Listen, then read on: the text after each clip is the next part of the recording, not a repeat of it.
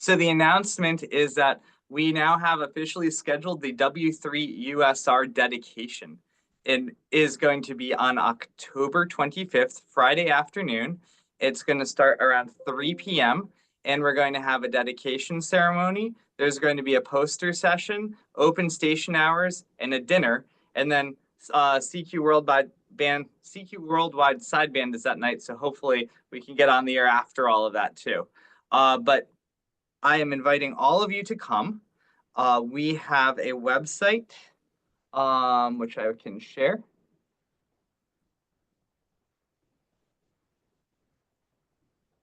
So if you go to scranton.edu/W3USR, you get to our brand new University of Scranton Ham Radio website, and you can come join us for the W3USR dedication. And the program is up there. The dinner is $30. Everything else is free. And we're expecting the ARDC representatives to be there. The NSF program officer also put in a travel request to be there, so she's going to try to be there. We have I know Gary McKeaton's coming in. We have some people, Gary Popolis from Canada is flying in. So it should be a really, really nice time. Our new research associate, Kukai Hazumi, I think she's probably going to come up for this. So anyone who can make it, I know it's a little far for some of you, but if you'd like to come see our brand new station, have a nice dinner with everyone, get to socialize a little bit, this is going to be a really nice event. So thank you.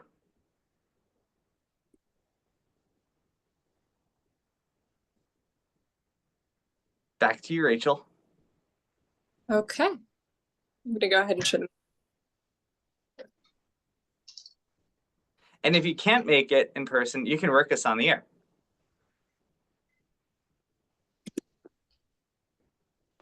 Will you be operating at any time during it?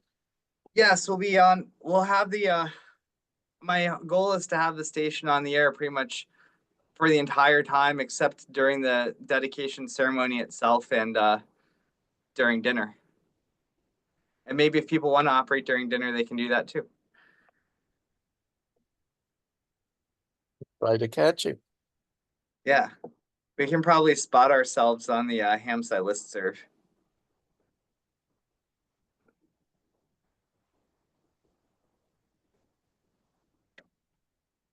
Grab my coffee. Okay. Anybody else have any announcements?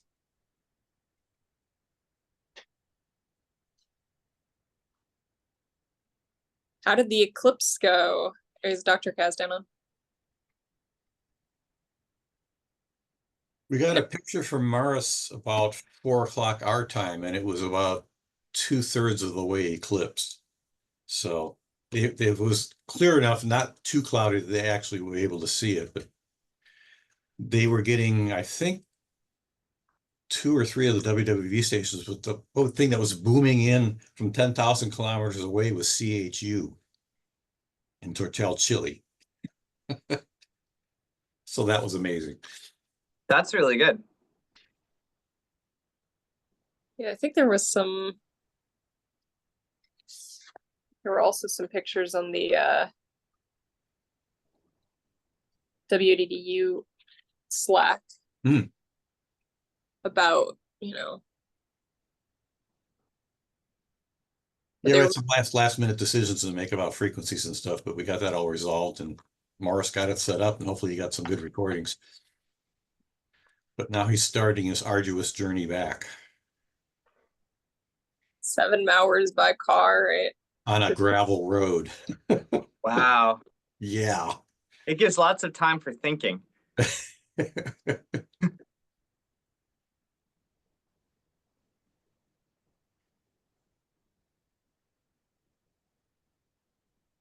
from.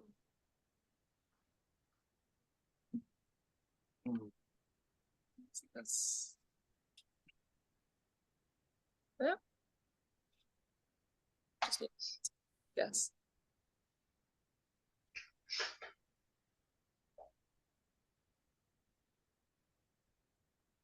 Sign. Oh no.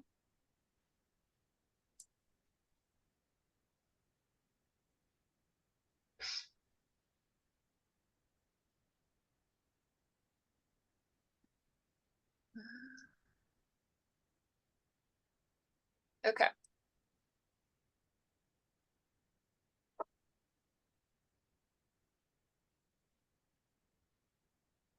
All right. Any other announcements? And anything else that people want to talk about in business? So we'll jump right in. So more readable. Let's see. I did get an update from Zorman. So we have a shipping label. John, I copied you on the email. I saw that. So Sean should be able to send it back now. And we should probably, or I should probably talk to Gary at some point, figure out when where the next place to send a grape to is, where the host might still be. Because I've got one sitting here as well, so we got two of them to redeploy. Right. So I mean, they're close to being ready, because usually I like to reach out to people. They want some idea if it's going to be weeks or months or.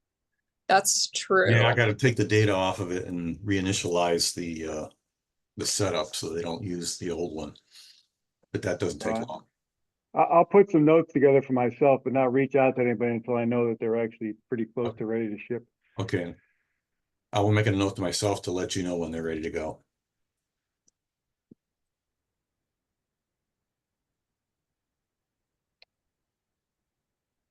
Okay. This is an update from take that off. Oh, actually, any word on the Grape ones that got redeployed? Have they been sent out yet?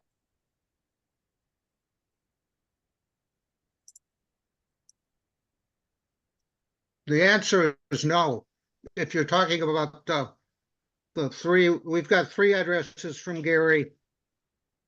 Gary, do you think you know when we might get the 4th one? Is it going to come for sure?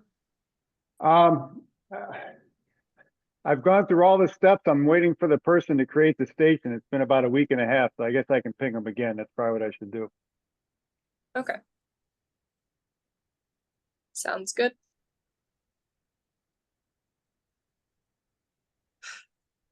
And I noticed Kung joined just in time, or maybe not in the nick of time, depending on the perspective.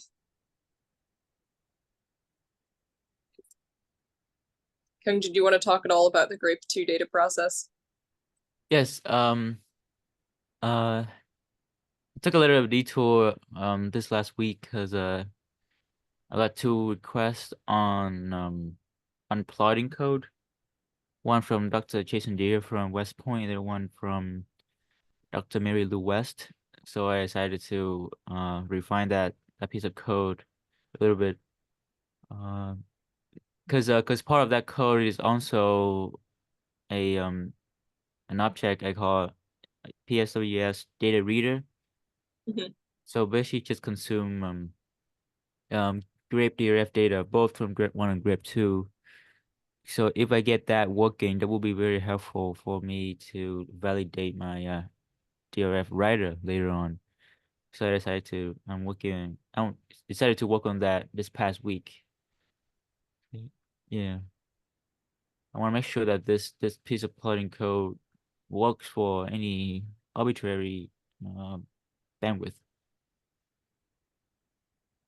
Because I believe right now the code on the server is hard coded for 10 hertz bandwidth, I think.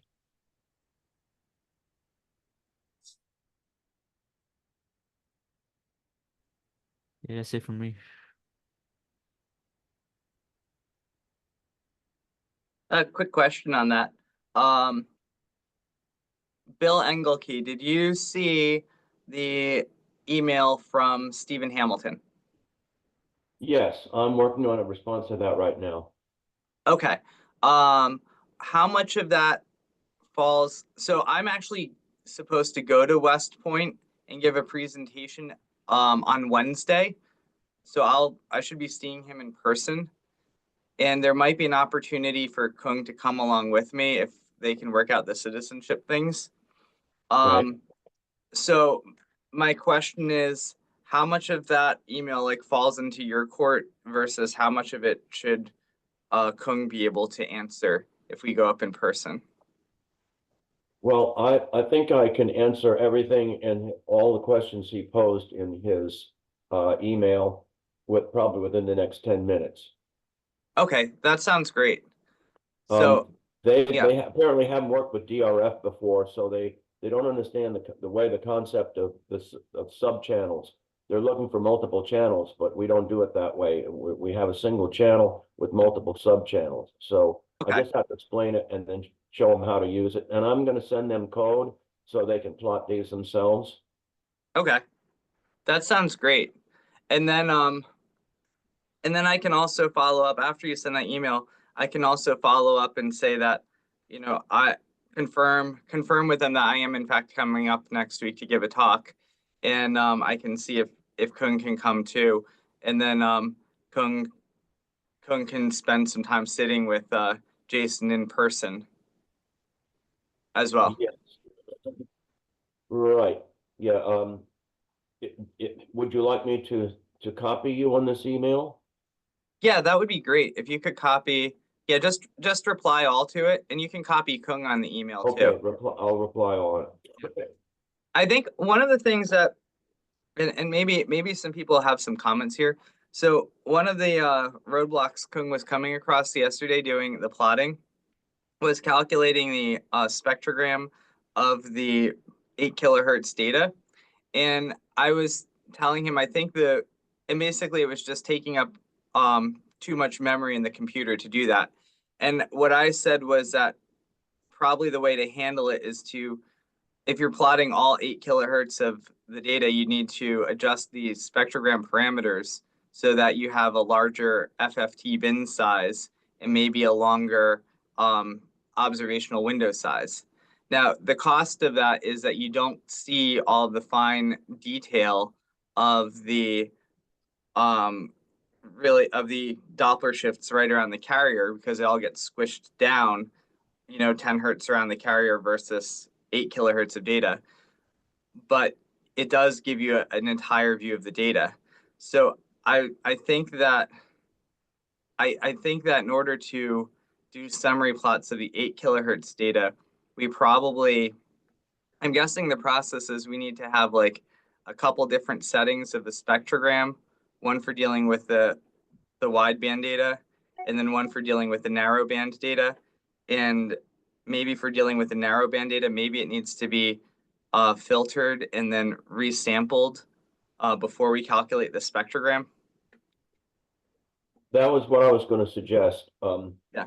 There's more than one way to skin this cat, but I think what would be simplest for now would be when we create the summary plot to go on the website, the thing to do is to filter it down and just show 10 hertz so you can directly compare the data with everything else that's already been plotted, with an option to request 8 kilohertz from a single channel, something like that, and it will plot those on demand, something along those lines. Because when I start thinking about having to take a whole bunch of stations and do 8 kilohertz from multiple channels, I start getting concerned about server capacity. Not that, I mean, that's something you could deal with by some upgrades and whatnot, but as a simple first step that we can do with existing hardware, I would suggest that, as you say, filter it down, we'll plot the 10 hertz, and then have a way people can get 8 kilohertz for a particular channel on demand, something like that. But I think the 8 kilohertz data, it's not that if you make the FFT observational window sizes long enough, and if you make the bin sizes big enough, I don't think it'll be computationally I think it'll be computationally fine. It's just like when, if you look at Kiwi SDR, it has a way of showing you 30 megahertz of spectrum all at once. But the cost of that is the FFT bin sizes are very large, so you don't get the fine resolution. Right, well, I guess it kind of depends on what it is you want the summary to show. If you want to be able to compare one site to another, I don't know how you can meaningfully do that unless you have a 10 hertz wide option.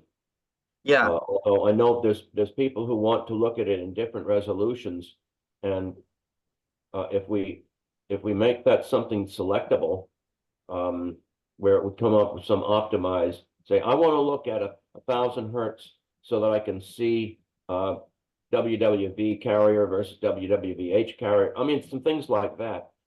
Yeah. Yeah. Kung, So, maybe Kung, do you have any time tomorrow morning around say like 10:30 a.m.? Yes, I do.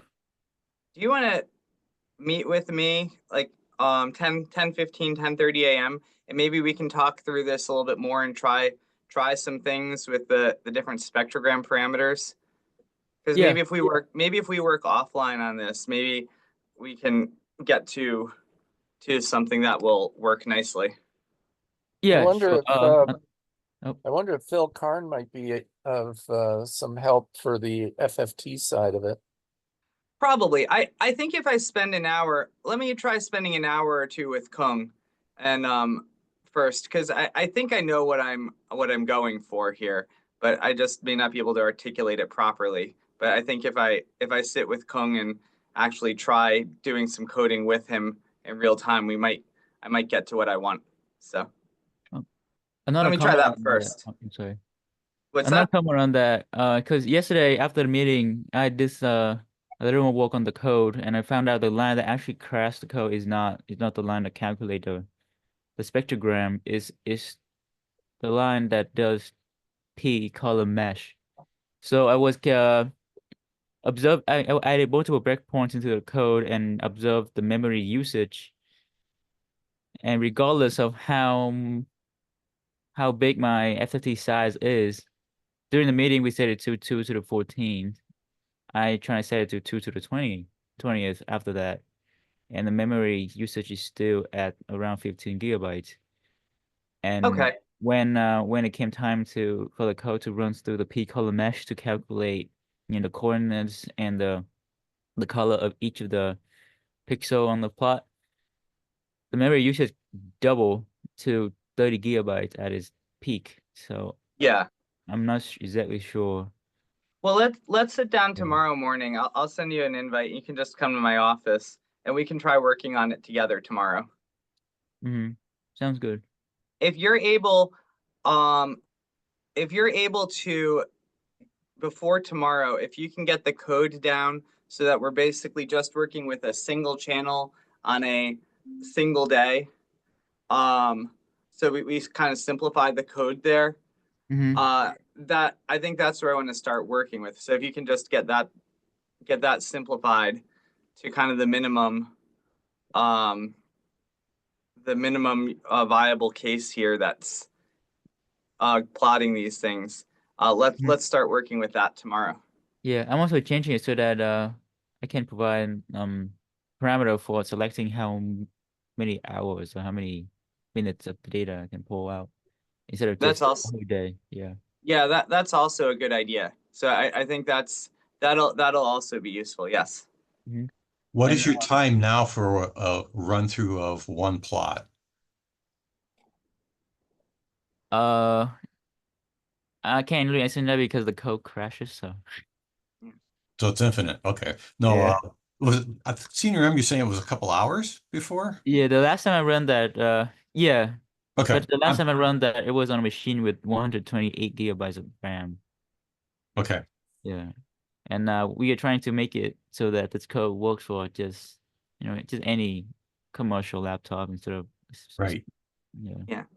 I really think we can get this down to where we need it to be, but I think the other thing I've learned is that a lot of these things, if I actually kind of do it myself, I can finagle stuff, and sometimes it's harder to just articulate. So I think maybe if I You know where work to with make the Kung, compromises. yeah, exactly. So let me try working with Kung offline tomorrow, and we'll see what's happening.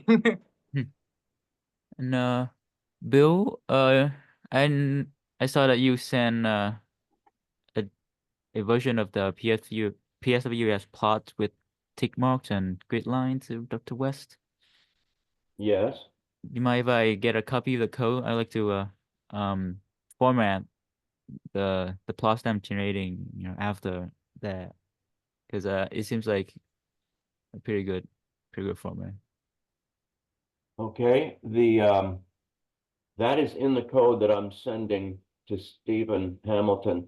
I will copy you on that. Awesome. Thank you very much. Okay.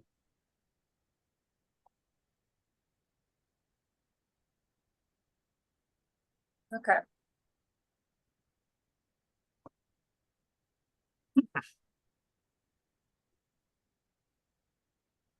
So good progress. Let's see. Any progress on moving things over to the University of Alabama server? Okay, that is, we have decided we are going to put together a system that's going to create all of the accounts for people who don't currently have an account on the personal space weather station network. And for the vast majority of them, we have an email address. So for all those, if and when they ever decide they want to get in, see, these will be created with a random password. And if that person ever needs to get into that account, all they have to do is go in, enter their email address, and say forgot password, and they'll be allowed to reset it. So that'll be step one. Then we're going to be working on figuring out how to load the Zenodo data. That's item C on your list there. We still have to figure out how to do that, but we found the data. So loading it, we don't think is going to be that difficult once we have the accounts created. Creating the accounts is the little bit of the heavy lift, because it's got to be done in a secure way and all this and that. But we'll get that. We'll do that first. We're also So the stuff you bring over from Zenodo, that'll be the CSV and the PNG files, basically. the CSV file. Are there PNG files? I guess I'll have to find those. I didn't see those on that website, but maybe I wasn't looking in the right place. Or I might be wrong too. That may be my misinterpretation. So don't look too hard. Well, there were pictures supposedly on the, and if you download the Zenodo file, it comes with. They are PNGs though, not JPEGs. Really? Huh. Well, I will take a look at that. But I don't know if that's something we want to copy because it could be regenerated. Actually, that is, you want to talk about something that's a heavy lift to regenerate. Well, I guess it depends on, all right, we're talking about a plot that shows the variation in Doppler shift and amplitude over 24 hours, I suppose, right? I mean, the length of it is not important, but what the data is, you're talking about a plot like often is used to compare data from the Grape 1 legacy stations, right? Yeah, I'll give you. Yeah, so are those in Zenodo? They should be, because when I download things from Zenodo, at least for the recent, like for April, for instance, it already came with a bunch of data and plots. See if I can find that again.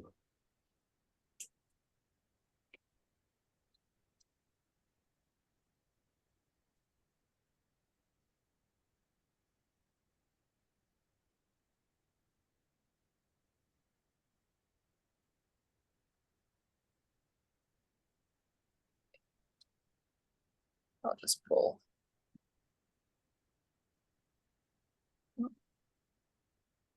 plot that looks good as an example.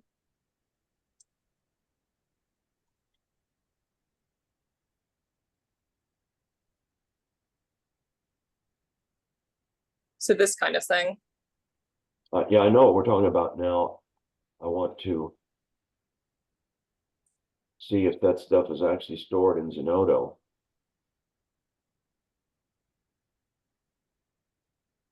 Well, it should be. I'm not sure if it's in all of the files because I have downloaded from previous iterations of the Zenodo repository and it hasn't had picture files with it or graphs of any Yeah, kind.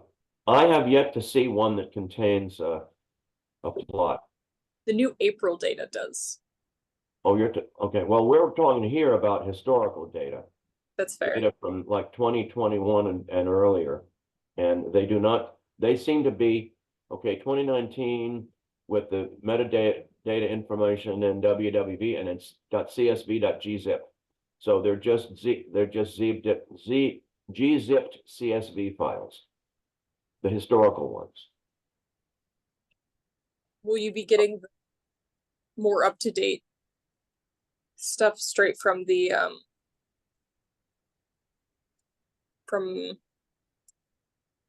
WWV repository then? Well, one step at a time here. Okay. I suppose we can do that. I do not know how to access that. That's But fair. it's going to take months to do this. This is a big project, so you've got to be a little bit patient here. No, I'm aware. I just didn't know if I assumed it was just all the Zenodo data, but So what? Yeah, I mean, it'd if probably be you have, helpful to have Christina here too, because she knows it. Obviously, she's had her fingers in moving that stuff, so. yeah, I mean, if anybody has any guidelines on what they want to see done first due to the urgency of it, please let me know. But I think I got the impression of what we're doing is creating a sort of a wayback machine for this data as first step. And the earliest stuff, if there's PNG files there, I can't find them. okay. So I guess the thing to think about is you're right, the Wayback Machine, that's a good name for it, is to kind of ring fence that. What's the start date and what's kind of the end date for that part of the project? And then when does it become more of a copying current data that's, being generated every day into the system? Well, I think the current upload is kind of like the last step. Right. Well, if anybody knows what to, what would be great would be if somebody would send me a list of all the links to Zenodo and also to the WWV Club Station, so that I know where the data sources are, like a definitive list of where I'm supposed to get all this data, because right now I'm kind of poking around in the dark a little bit, because I wasn't really involved in creating this data, so I'm just having to search around on Zenodo, and there's all ray trace simulations, and I mean, Festival of Frequency Eclipse. I mean, there's hundreds of files out, not just hundreds of files, hundreds of top level things, each of which contain hundreds of files. Right. I think the best case at the moment is the 7th iteration of the Grape Zenodo repository. So this one here, which I can send you in an email. That would be most helpful. Please do. It has data from like 2019 up to August of this year. So the stuff from this year, so up through 2023 probably all has the same format, which is just the data files. The stuff from this year is stored by month because we've started to, accumulate a little bit more data instead of by year. So you get it a month at a time, and it seems to come with the PNG plots. So I will send you this in an email. Well, I'm I opened up this one that you just showed here. And Mhm. all I see in there is CSV files. Is that just the preview? Or if you, I don't know. I'm not sure what I'm looking at here. I have relatively little experience in working with Zenodo. yeah, Zenodo won't show anything until you download it. So if we preview April, it probably won't tell us everything.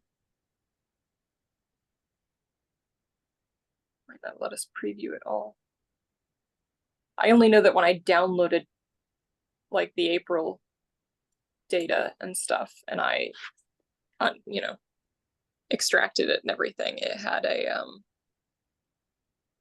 that was kind of glitchy.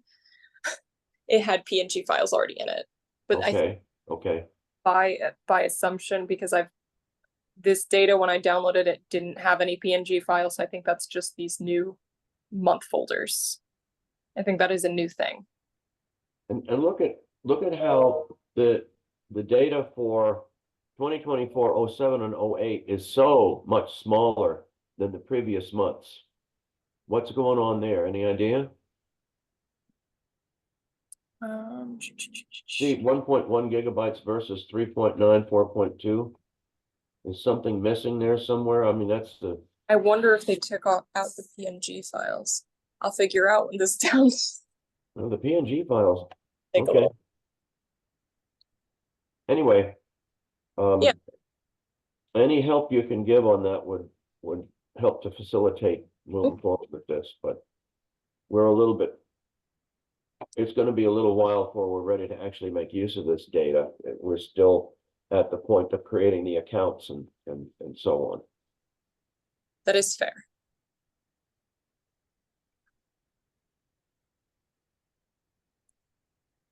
Okay. I think this is all old discussion and I will come through it, but I don't think there's too much else. I did want to see if anyone from NJIT is around. Need to send them an email. No, perhaps not. Okay. New scientific group meeting will probably take place Monday morning or Friday. Don't yet have a full list of who's available to make those times. I'll work on it. All right, without further ado, let's talk about AGC. Oh, that should not have a poster. Can I start this part of it? Sure. Okay, so just before I present, I don't know if any of you are aware, there was a major solar flare that occurred a few hours ago. I just got an email from one of my collaborators, Uli, who's part of our antenna project. And let's see if I can share something with you guys. I can show you the oh geez, where is it? Let's see if I can. Maybe it's, yeah, here it is. Here's the NOAA data. Let's see, where do I hit share? And are you seeing the plot? I can't see what you're seeing. We're seeing your desktop. That's not what I intended to share with you. Try again. There was a plot underneath all of it. Yeah, so it's let's see, this should be, that's the, Yeah. okay, that had happened about 12:15 UTC, and it's a X9.0 class. And so yeah, it's a major event, and then fortunately Uli ON5KQ was monitoring, working on his antennas, and so he has a waterfall here. I think I'm showing that. Let me bring it. I can't find my mouse. there. You look down here at the bottom of the waterfall, right down there, you can see how strong the signals were. And this is how quickly, in 15 seconds, he said, the spectrum went from what you see below, at the very last bottom part of that window is the waterfall before 1215, and you can see how the whole spectrum went dead from, even down below 1 megahertz. Anyway, it was a major event. I don't know how much it'll affect us because it was early in the morning, but anyway, that's it. The bands have kind of returned to normal, he says. Anyway, I just did an aside for those of you who are monitoring things you might see in an unusual event. So I wanted to talk about AGC because a couple of weeks ago, I incorporated AGC into the Whisper Demon Grape system. And I did this to better address sensitivity issues. But I have been surprised as I've worked on AGC to see that at many sites, reasonably quiet sites, that the overall signal level in the 0 to 30 megahertz spectrum varies by 30 dB or more from day to night. So if one sets a fixed AGC to accommodate the peak at the early morning hours, the peak intensity, then during the day your signal levels drop dramatically. In other words, you're occupying the wave level format, the PCM format, leaves only a small level of variation, and this results in a, let's see if I can, I have an example of it. If you go to the personal weather station strip charts, you can see the effect of this with and without here it is. So this is WWV /0, right? You're seeing the personal weather station strip charts. Is that what? Am I sharing the right window? Yes. Okay. So you can see up here that with AGC, now this is Gary J. Schwartz's receive site, which is 6 kilometers from the WWV towers. And you can see that even at that distance, you can see that that there was the amplitude. Let's go look. I'm going to scroll up to let's see. Let's look at 10 megahertz. Okay, right. By the way, Bill, this points out it would be really nice if these charts, strip charts, were ordered first by site name and then by frequency, because the way it currently is that it intermixes, the display intermixes the CHU signals with those coming from WWV. So it gets visually, I find it a little confusing because you have CHU signals right immediately adjacent to WWV signals. So I would hope it would be a relatively simple change in this, whatever generates these plots, to put up the CHUs, or better yet, to put, sort by, I don't know, either way, CHU and then by frequency and then WWV and sort by frequency. That would make these a little more intuitive, so you could look across the frequency bands, not just here, but at other receive sites, reporters, and see the frequency dependent differences a little more clearly.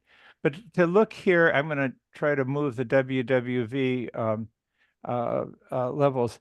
Now we are only this, as I say, only 6 kilometers from the transmit towers, and yet you can see that the AGC on most of the left part of the strip chart, the AGC is adjusting the wave file signal levels up and down from something like 3,000 to 14,000, and this is not a big change in dB of gain, but it becomes a very large difference in terms of the absolute uncalibrated signal sample sizes. So I think it would be much more useful as if these, and I'm not alone in this, Gwen feels the same way, that if these were rather than absolute sample values, if they were in dB relative to full scale. And so these numbers then, while the absolute numbers are great, the actual dB level gain changes are small. So after observing this, and this was pointed out by Scott, N5, whatever, who participates on Monday evening, I don't know that he's here. After Scott's observations, I modified Whisper Daemon to have an optional fixed gain setting. And you can see once I did the fixed gain, the levels don't change, although they're at some very low level. Picking that level is something of a challenge. So as a result, it seems a shame to use fixed gain AGC because you're missing a lot of data. So I'm wondering, can we communicate? Is there a way for us to communicate the AGC settings along with the sample data? I do that. Whisper Daemon does that when it communicates the wave files. The wave files have along with them internally the gain setting for that was set. And this AGC is only adjusted at the end of every 2-minute whisper cycle. So this isn't bouncing around during the recordings. It's fixed for 2 minutes, and then if the AGC is enabled, then the Whisper Daemon adjusts the channel gain to reflect that reflect the change in gain. So Whisper Daemon's reports to the Whisper Daemon database compensate for the AGC changes, but there's no such mechanism in the Grape database that I know of. Maybe there exists, but it seems to me like it would be good if we could do that, and so that reporter sites could exploit the value of and the real need for AGC without generating amplitude plots that are bouncing around in essence meaningless ways. I mean, there's no way of knowing what the gain changes were on the left part of this. So that's my issue: is what can we do? It seems to me important that we include communicate into the personal weather station database, that we communicate the gain settings, if only relative gain settings, and that that information would ideally be available to anyone who queries these recordings, and in particular, if these strip charts would compensate for the gain change and correct for the changes in gain, so that the strip chart amplitude display was more meaningful than it is now. Is that? I can address the Grape 1 and Grape 2. Grape 1 uses a USB audio plugin which automatically changes its level. Yeah. And as far as I know, there is no access to figure out what value it is. So the Grape ones do have an AGC going on, but it is not accessible as to what its setting is. Grape 2 is a fixed gain. It's known up front. It's in the metadata file header, and it does not change. It's linear. Yeah. So is there a place in the metadata that the DRF format for us to include the gain settings? That'd be a Kung question. It's in the header files of all the Grape 1 data now. Or I'm sorry, Grape 2 data. But as far as putting that in the digital RF format, that's outside of my wheelhouse. Yeah, well, it's outside of mine too. I mean, it seems like digital RF it does, as I recall, include some metadata fields in it, but I don't know that they've been populated by others.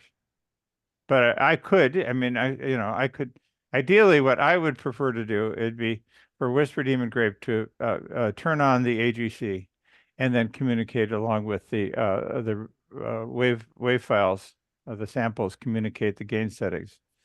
But those would have to be done on oh boy, this is this is hard because the gains, these are 24-hour recordings. It's Mhm. so that and the gains are changing every 2 minutes. Yep. Um That's a the whole other file. yeah, let's see. I'm you know that the other approach to this, which is the one that I'm hoping to adopt in the Whisper Demon world, is to rather than use PCM samples, 16-bit fixed samples, to use to record the native 32-bit float samples. Then you don't need AGC because you have enough dynamic range in the sample, each individual samples to accommodate, you know, 200 plus dB of dynamic range. So internally, the Whisper Demon, it's actually K9Q radio, does all of its calculations in 32-bit floats. And so the channel gain function, there are two ways of AGC places to apply AGC in the processing chain. There's the RF stage, the gain ahead of the analog to digital converter. And Phil's code does that, adjusts every 10 seconds, adjusts the gain of the amplifier based upon the samples in the previous 10 seconds. So that RF gain is already implemented, and he adjusts the output samples to compensate for changes there invisibly. That happens invisibly because all of his processing is done after that. After the ADC, it's all the processing done is in 32-bit floats. So there's plenty of dynamic range in the sample. The second AGC, and this is true for any receive device. I mean, it's the second place for AGC is the conversion from those 32-bit float values into the 16-bit fixed samples of the PCM file. And that's I think that I've seen that increasingly, given as I now explore different receive sites. I see that trying to fit the 32-bit float samples into a 16-bit fixed range is really problematic. You know, that you have a 16-bit sample, yes, it has a 90 dB dynamic range, but if you have to set the peak the gain such that the peak levels or the average levels of 30 dB at 5 a.m. in the morning, then when at 2 in the afternoon, the average signal level will have dropped by 30 dB, which means you've lost 30 dB of the 80 dB of the dynamic range of a 16-bit sample. So, you know, my preference would be, you know, let's have an option to put in 32-bit float samples.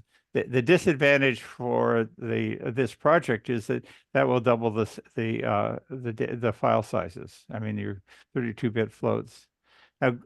Now Phil has suggested could use 16-bit floats.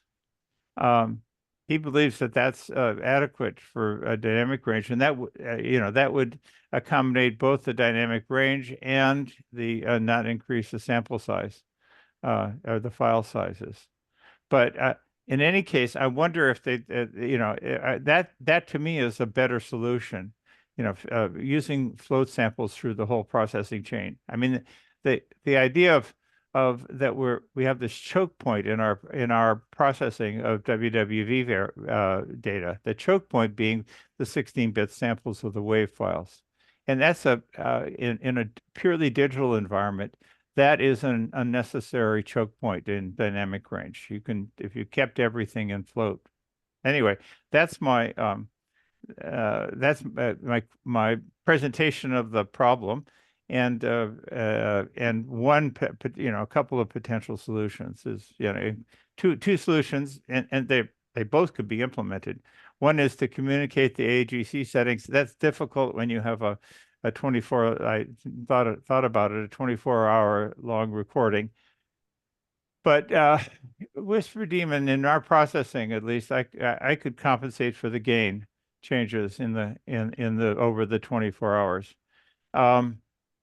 But so there'd be a single gain value for the whole 24-hour sample. But given that my experience, that would result in very dynamically range constrained recordings. You know, that's you would miss a lot of WWD data that you could otherwise have. And you can see it to some extent in that in the 10 megahertz strip chart. I mean, there was signal there at present. Well, this is not a good chart, but you can see that the signal levels at CHU are, whoops, we got something. Okay. You can see the CHU recordings. You can see what happened at 4 a.m. UTC, that suddenly that went away, but it didn't go completely away.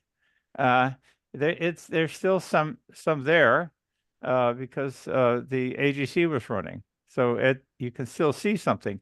So it seems to me that if we go into, you know, that if we without AGC, if we're going to use 16-bit samples, then we need to communicate the AGC values. And if we, the other option would be 32-bit float samples. So I don't know if anyone has an opinion on this.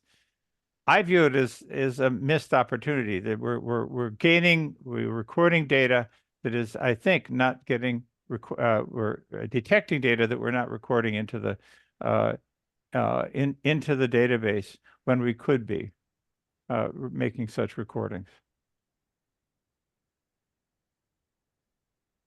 I don't know if anyone has, I'm not hearing any opinions on this, and maybe you don't share my concern. Maybe this isn't something that you care about.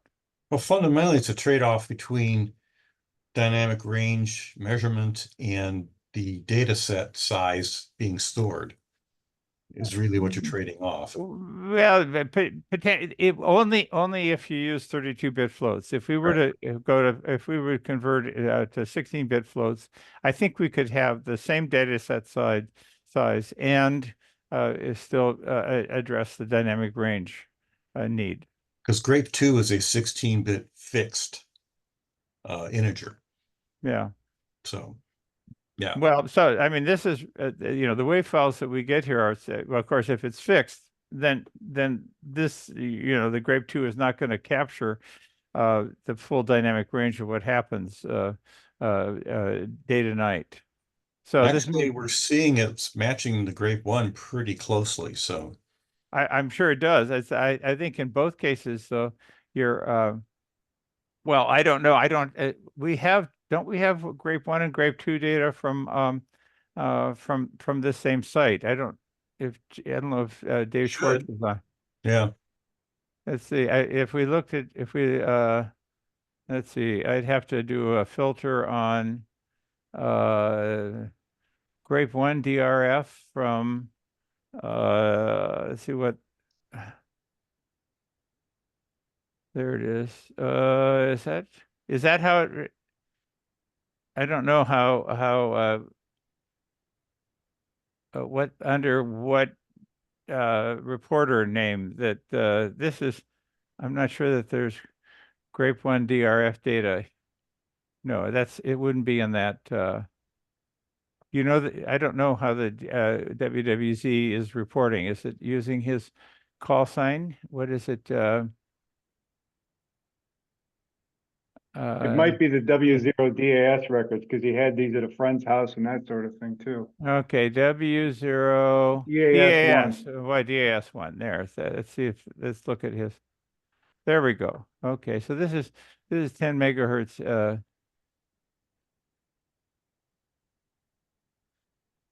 So that's. His would be a good argument case for a fixed gain because it doesn't change. Yeah, it's this is actually take a look at mine, N8OBJ. Why is the amplitude is in different units here? It's a floating point value. I have no idea about that. Is that That one's a from a Grape 1 instead of a Grape 2. Or I'm sorry, Whisper a Whisper Demon Grape. Yeah, this is a regular Whisper Grape 1 data from a Yeah. Grape 1. And I just how is it that the amplitude is on this chart, the amplitude is in some kind of a floating point number, and that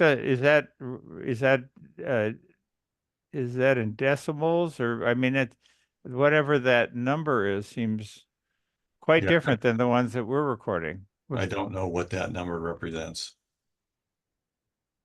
Well, if we're looking at, obviously the intensity, Looks like this is showing intensity variations. I don't know I don't know what the vertical scale here is. If It's uncalibrated units, so I'm guessing it's a 0 to 1 scale. One being 64. 65 by 36, yeah. Yeah.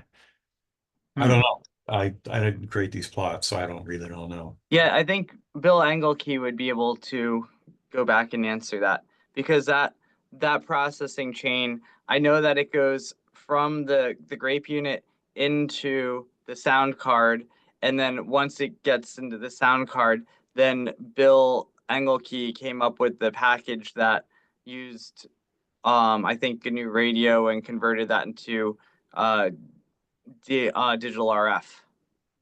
Yeah, I'll be very honest here. This was,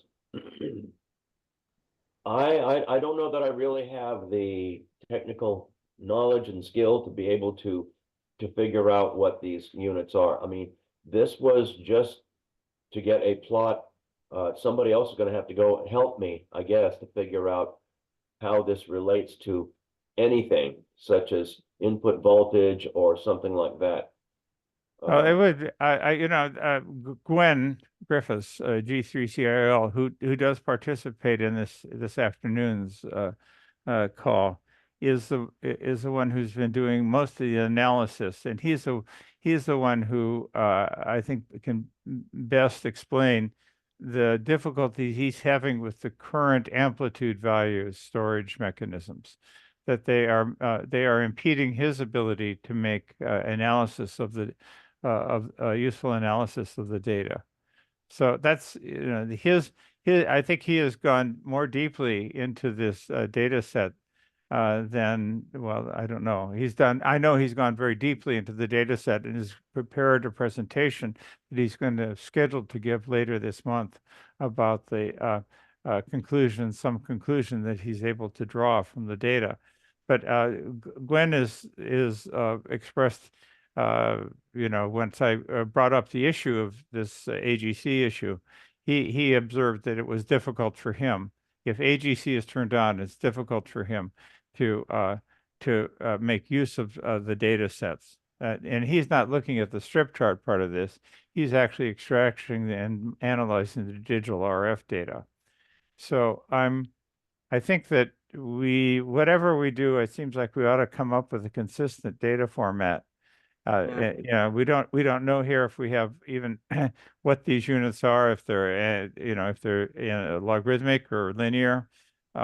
It seems unlikely it's linear to me, because of the great variations I was seeing on the fixed gain. I mean, when AGC was on, but it was hard. I didn't go deeply into the Whisper Demon Grape recordings to see how big the AGC changes were. But as I recall, they're very small AGC changes, because obviously the receiver is close to the transmit antenna, so that the gain, the signal levels don't change much. Although it is surprising, you can see here, I found it surprising even line of sight, and I have encountered a similar problem at KPH, where there's a AM transmit antenna that is only 200 meters from the receive antenna. And I was surprised to see about a 6 dB gain variation in that signal level, 200 meter path at 1610 AM, 6 dB variation in signal levels diurnally. I don't know. So these are all issues that I hope we could address. But Bill, even if you can't explain exactly what uncalibrated units means, I think you can. Was that done in GNU Radio, or can you give us just like a block diagram, or point us to the code that was done to go just read from the? Yeah, okay, I don't think I can do it right on the spur of the moment, but there is a block diagram. I can dig it out and send it out. If there's anything in that that's somehow adjusting the level, I'm not aware of it, but somebody who is a real GNU radio expert could look at this and probably tell us. Yeah. I can also say that the output of the Grape 1 is a fixed gain. There is no AGC all the way to the audio out. It's fixed. I think providing Gwyn that will answer his questions, because I think if he knows, I think if we're able to just, say what John said, and, John can certainly speak for the schematic and block diagram of the Grape 1, and then we know the model of the sound card that's being used. So, we can go to the manufacturer and get the information on that. And then if we're just able to provide the code that says, okay, GNU radio, or this is what read from here, and put it into there, I think that'll answer the questions that need to be answered for this. Yeah, and GNU radio, flowgram was developed by Tom McDermott. So Right. we can get help from him if we need it as well. Yeah. So that's probably, getting that information together is probably the best way to help Gwyn out. But longer term, the question is, can I communicate AGC along with the samples and record that in the digital RF database? So the short answer is yes. The digital RF format allows for any sort of metadata to be added. So the technical ability is there. The longer answer is that, we'd have to do some more planning to be like, okay, how does that actually get stored? How does it get communicated along all of the different processing tools? So that's of course a much longer answer, but the short answer is yes, it can be stored. Well, I would like to be able to do it, even if it's not used right now in the strip chart recordings. Gwen would find that useful, and I would modify Whisper Demon so that the gain is constant across the duration of a.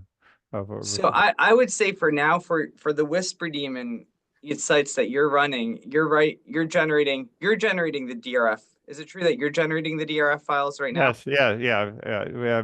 Franco supplied me a Python routine that does the translation from the WAV file data. Okay. So you can add that information there. And is that information that you're looking for? Is that being produced by the Grape 2s right now, even if it's not being recorded? Grape 2 has a gain setting of 1, 2.54, or 10 that the analog front end is set at with jumpers, and that's included in the metadata header. But that's a fixed gain that I can change. Right. That is decoded in every day's header. That information is available. Okay. And Kung is responsible for making sure that all of the metadata and everything else is properly and completely translated into the digital RF format of the Grape 2. Correct. So that information should be stored there. What might be useful, Rob? Now I'm trying to limit the scope of what Kung has to do, so I'm trying to tell Kung that he's just responsible really for the Grape 2 digital RF. But at the same time, like these data products, there should be a unified there should be a unified. Well, if he's already doing it, if Grape 2 is already recording someplace, the level information, then if I just knew what it was doing, then I'll emulate that in Whisper Demon Grape recordings. Okay.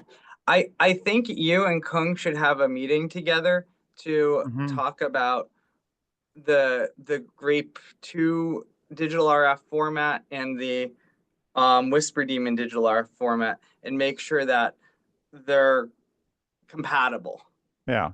Just so Yeah. you know what it is, Rob, the gain setting for Grape 2 is the RF gain of the first stage of the receiver.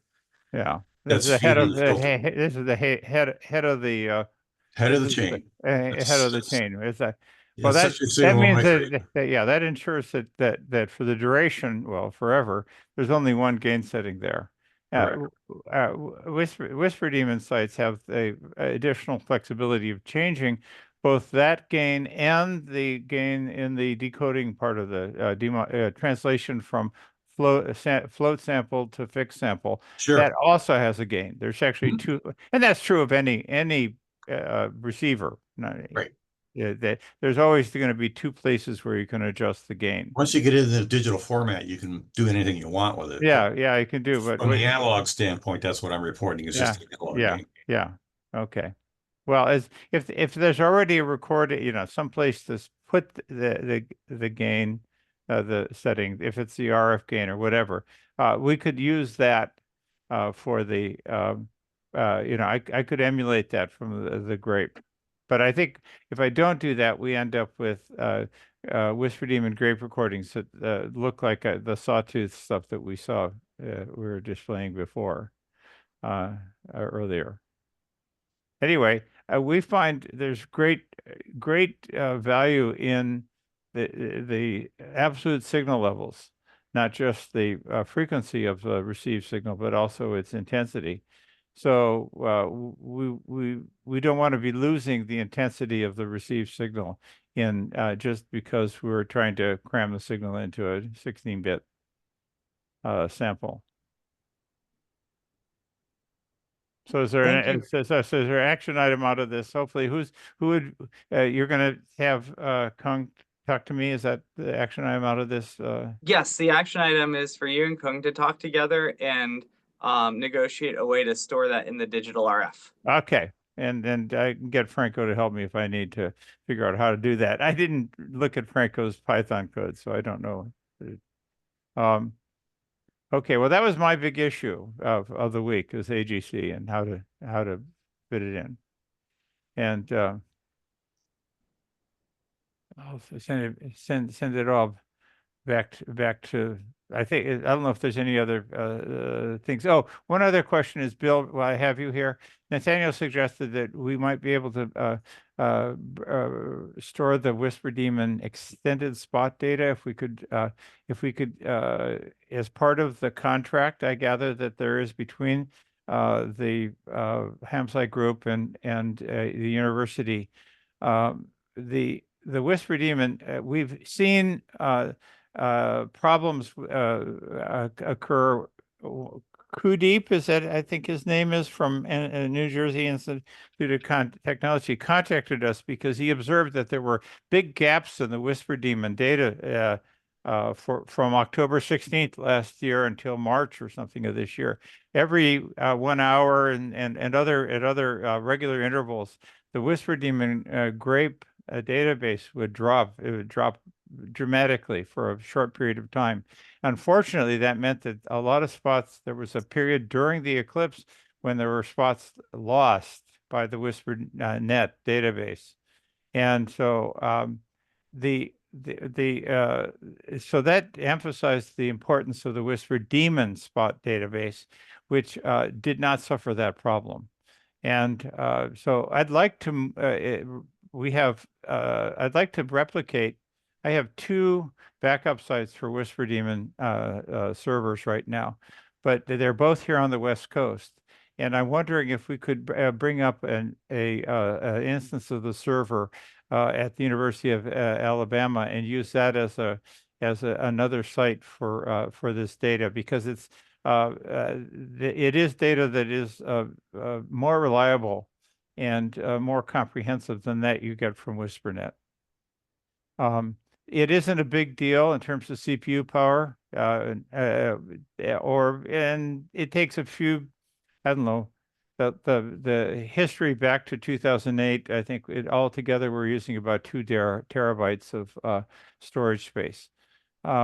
and the total, I can send you the details of the CPU and disk space and bandwidth utilizations of the servers, but they're pretty small in all three dimensions. It's not a whole lot of data that's moved. Surprisingly, the Whisper database is actually relatively small. But it would be great if that could be. I just need a virtual server of some sort, and I'll take care of and some unique public IP address and port, or a few ports, a set of ports that some public IP address. And if I had that, then I could bring one up there, and we'd be even more certain that the database isn't lost. Right now, the WhisperNet database has, for what I can tell, there's no redundant server for whispernet.org, and I'm not clear that what kind of backups they're doing on the WhisperNet database. Whisper Daemon servers are scraping that database and their redundancy and backups and all that, and because of that. So if Whisper Daemon lost all of its, WhisperNet lost all its data, I could regenerate it to give them a snapshot. But I just assume, but we need more redundancy. I think if this is data, we're investing millions of dollars in the end in gathering this data, this data, and the WWV data, of course, you've taken care of, but the Whisper net data and the is not being backed up and by WhisperNet. So. Well, send me a list of what you have in mind. I can't make any promises. I understand. I have to Okay. talk to the powers that be, because getting a UA server on the public internet involves moving heaven and earth. It was separate with the PSWS network.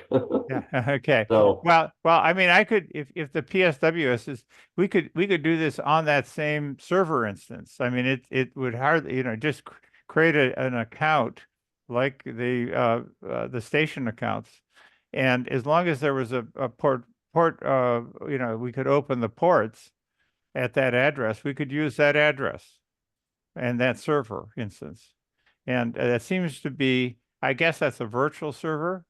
It seems to, yeah. So yeah. it looks, this consumes WhisperNet, the Whisper Daemon server runs just fine on a single CPU instance, and really wimpy instance with 2 gigabytes of DRAM, and it doesn't really use a lot of resources. So we could use that if just create an account. I'd create a Whisper Daemon user account, and I could put the server up there, and I don't think it would perturb the operations of it. I mean, that's